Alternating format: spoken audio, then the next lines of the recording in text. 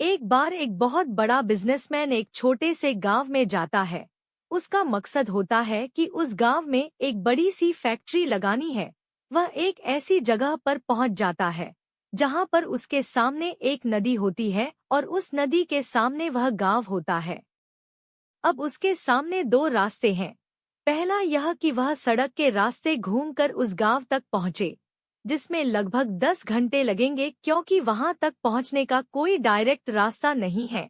दूसरा रास्ता यह था कि वह एक नाव में बैठकर नदी के रास्ते उस गांव तक पहुंच जाए, जिसमें केवल 20 मिनट ही लगते। तो अपना टाइम बचाने के लिए उसने उस नाव के जरिए गांव तक पहुंचने का फैसला किया। वह नाव बहुत छोटी सी थी, जिसमें एक तरफ वह आदमी बैठा था जो नाव चला रहा था और दूसरी तरफ वह बिजनेसमैन बैठा था।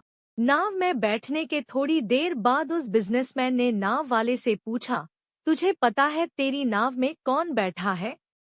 तो नाव वाले ने बड़े भोलेपन से कहा, नहीं साहब, मैं नहीं जानता। तब बिजनेसमैन ने कहा, अरे तू अखबार नहीं पढ़ता है क्या? मेरी फोटो हर दूसरे तीसरे दिन अखबार में छपती है। तो नाव वाले ने कहा, अरे साहब, मुझे पढ़ना लिखना नहीं आता है। मैं बहुत छोटा सा था जब मेरे पिताजी गुजर गए थे और अपने परिवार का ध्यान रखने के लिए मैं बचपन से ही काम में लग गया, इसलिए मेरा स्कूल बचपन में ही छूट गया था। यह सुनकर उस बिजनेसमैन ने नाव वाले का मजाक उड़ाते हुए कहा, तुझे पढ़ना लिखना भी नहीं आता है, ऐसी जिंदगी का क्या फायदा? यह सुनकर उस नाव वाले को बुरा तो लगा, लेकिन उसने कुछ नहीं कहा। थोड़ी देर बाद वह बिजनेसमैन उस नाव वाले से बोला, अभी कुछ दिन बाद यह जो तू सामने जमीन देख रहा है ना, वहाँ मेरी एक बड़ी सी फैक्ट्री लगेगी जहाँ पर हम मिनरल वाटर की बॉटल्स बनाएंगे। उस नाव वाले को बात समझ नहीं आई।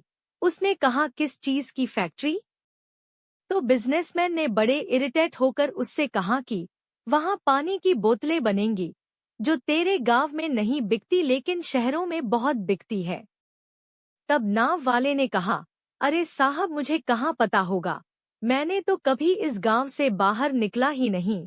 फिर बिजनेसमैन ने उसके ऊपर हंसते हुए बोला, तू कभी इस गांव से बाहर तक नहीं गया, तुझे पता ही नहीं कि शहर क्या होता है, ऐसी जिंदगी का क्या फायदा? उसकी बात सुनकर नाव वाले को सच में यह लगने लगा कि उसकी जिंदगी किसी काम की नहीं है।